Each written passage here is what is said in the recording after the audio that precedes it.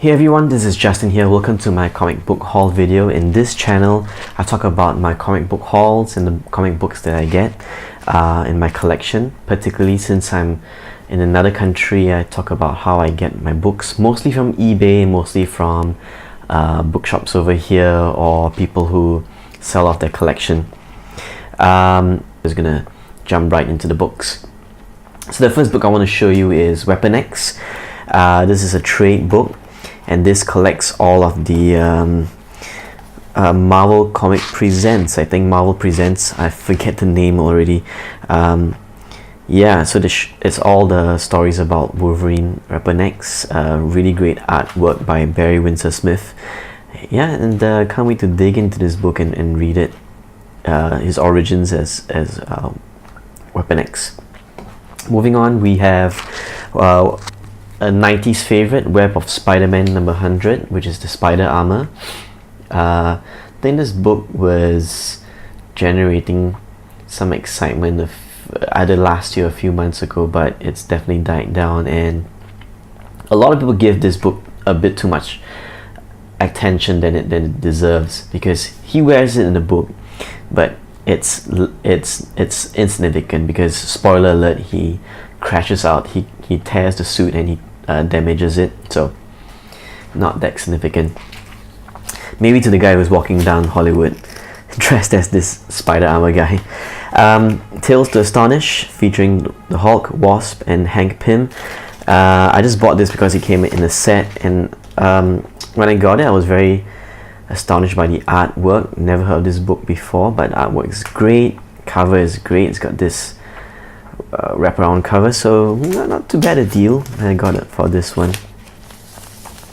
Oops. Moving on, I bought a run of Generation X, and the first cover is a foil cover. Just thought I'll show it. It's just awesome.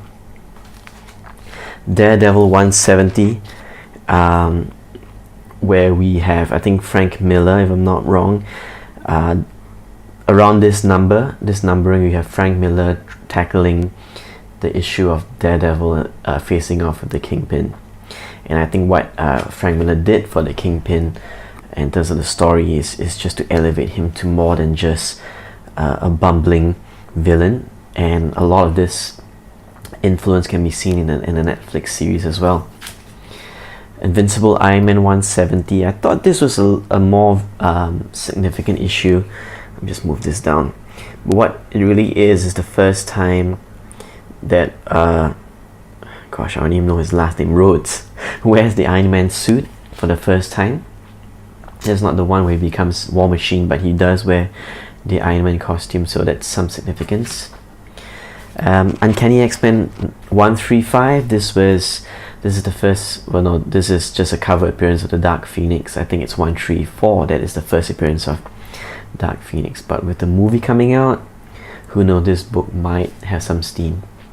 And the great thing about the eBay seller that I go to and I use is that because he sells a lot of runs and collections, sometimes you can stealth buy. I think that's the fun part for us guys, walking around to the shops and looking around at fairs and trying to see if you can find a stealth buy something, or at least you come across something that makes you excited because it's a stealth buy. But this X-Men book I bought it for about $32. Not the best deal, but good enough, consider that I'm buying for overseas.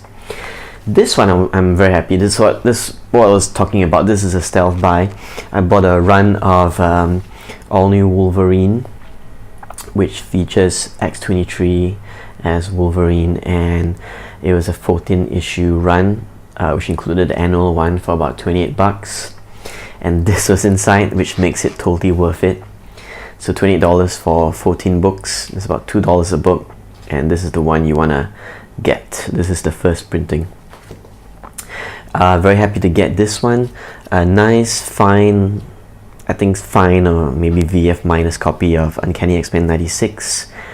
I do not have 95, 94, 95.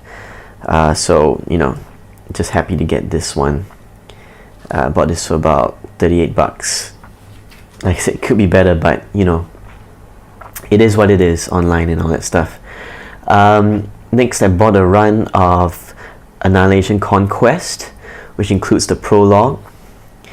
Issue number 1 is a 6-part series 2. The artwork is great. I mean, look at the cover art, it's amazing. I wonder who did it. I can't remember. Number 4. Number 5 in the book that you really want to get is number 6. And this is supposedly the first appearance of the Guardians of the Galaxy as we know it in the movies. So this book is worth quite a bit. It can go for about 40 to 50 bucks. I bought this whole set of 7 books for about $24, so not too bad. This is my second copy of that issue number 6, the first appearance, and never gotten a run before, so hey, why not? Let me just put this away. So moving on, of course I'm not going to show every other book, but let me just jump to this. So this is from another seller, but once in a while I will go to book fairs where they try to sell a whole bunch of books for cheap, and I'll try and see if I can buy any trades that either are first printings or maybe cheap enough for me to want to read it and keep it in my collection. And I came across this 2 Marvel graphic novels actually, and price tag aside, I was super excited to come across this, and I was like, please, I really hope it is the first print, or at least an early print. But sadly it's an 8th printing, but still good enough. I mean, it's an exciting find, let's put it that way. The other book that I wasn't too sure of is Silver Surfer Judgment Day. It's the first printing, and I'm very surprised at the value of this book. I think even in this condition, which is about a VF minus, can go for about maybe 20, 30 or even more dollars. So yeah, good find, you know. Came across a run of Civil War, Amazing Spider-Man, and the book that I really wanted to get because of this is $5.29. The problem is I'm not too sure how to check if it's a first printing or not, because it doesn't say so on the inside, or maybe I missed it. But it's apparently first printing according to the eBay seller, so that's a good deal. I bought this for about 18 bucks for all 3 books.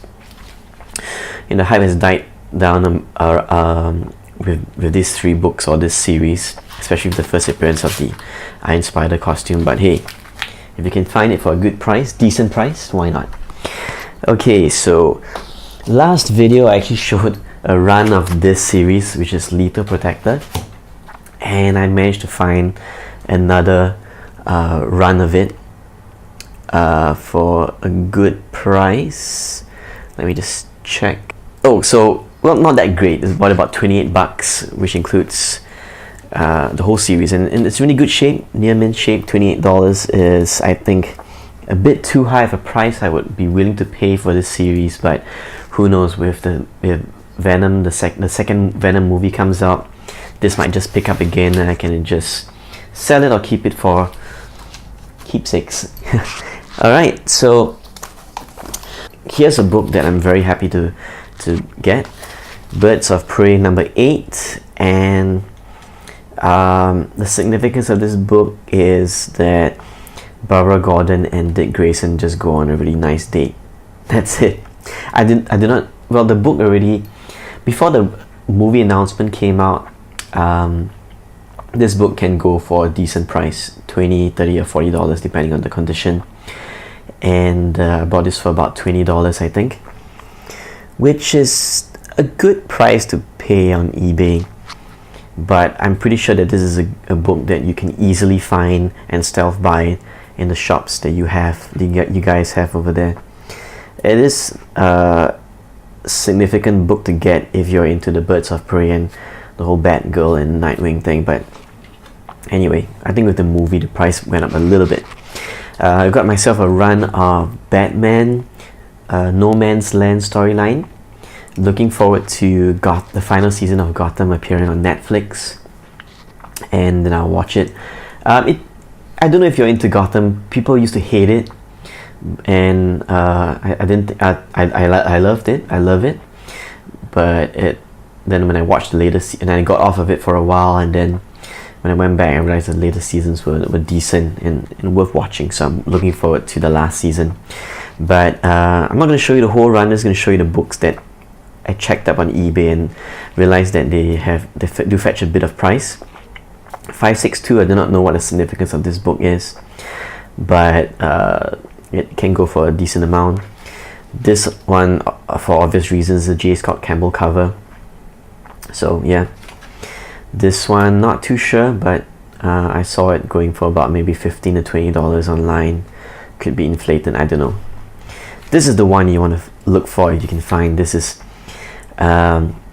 Cassandra Cain, who will be appearing in the Birds of Prey movie. This is her first appearance as Batgirl. This is not her first appearance, if I'm incorrect. You can correct me on that. Her first appearance was somewhere else, but this is the first time she wears the costume, and this is just an early Batgirl appearance. So yeah, happy to at least get a run of this. Again, in no particular order and particular importance, I think. Yep, got myself Batman 655, which is the first appearance, the first full appearance of Damian Wayne. This book has still going strong, but I think the hype around it has died. I do not know why, but I keep coming across good deals on this book. And when I say good deals, I mean like decent enough, maybe $10, even though might not be that great of a price online, or if you can find it. The hype on this book definitely has died down. I've been using this book too much, but this is Uncanny X-Men Annual number 14, which is a cameo appearance of Gambit. I would just buy this book just because the artwork is just amazing. I mean, if you can, let me just show you the book. This is done by Art Adams, and I forgot for a while that this was a Gambit cameo, but I mean, look at that. That's amazing artwork, isn't it? That's great. Okay. He made an appearance at a Comic-Con last year, but I didn't get a chance to get him to sign, but hopefully I'll do that.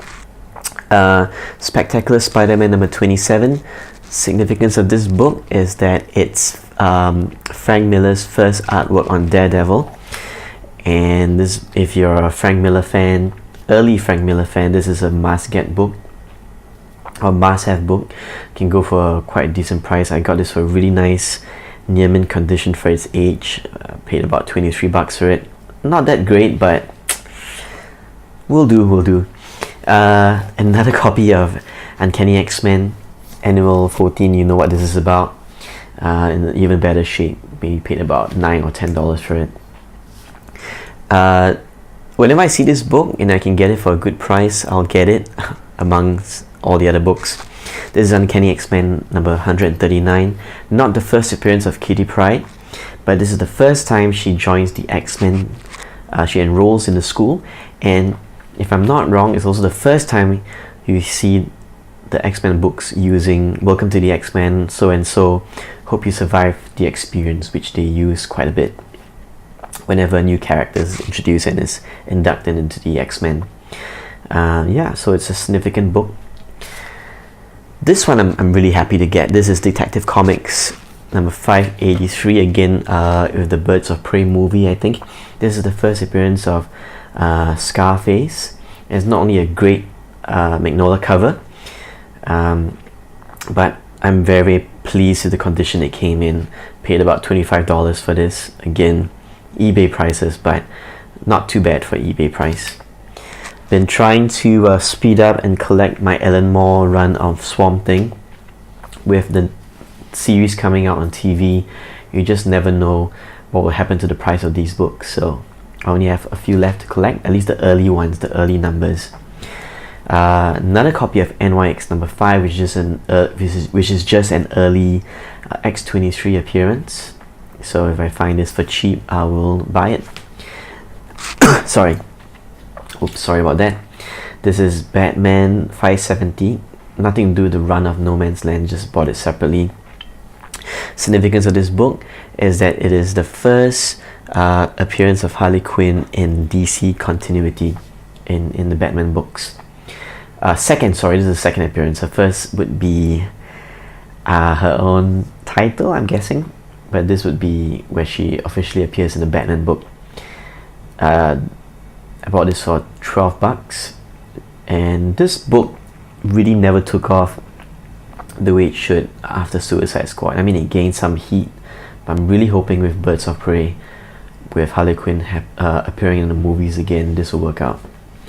Saw the documentary on Comic Y, I think that YouTube channel, and they were talking about this series with Kevin Smith writing Daredevil, and I thought, okay, I'm just gonna go out and get it.